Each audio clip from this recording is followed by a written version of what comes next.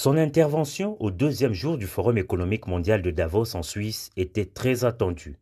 Une attente qui en valait la peine car c'est ce mercredi 22 janvier que le président de la République a créé l'événement lors de sa participation aux travaux du panel ayant pour thème le dernier poumon de la Terre.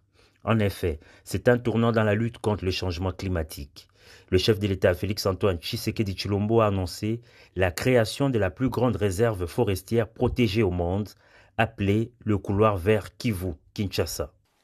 Cette initiative historique, sans équivalent, transformera non seulement notre paysage naturel, mais également les moyens de subsistance de millions de nos concitoyens.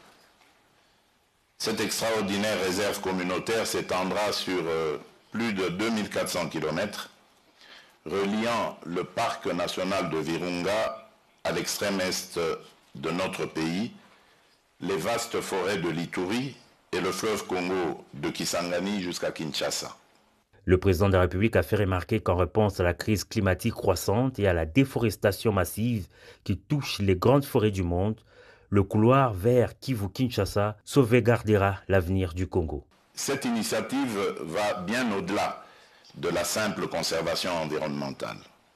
Elle constitue une stratégie globale pour revitaliser notre économie, renforcer nos communautés locales et promouvoir une paix durable dans nos provinces orientales, longtemps touchées par la pauvreté, les conflits armés et l'instabilité.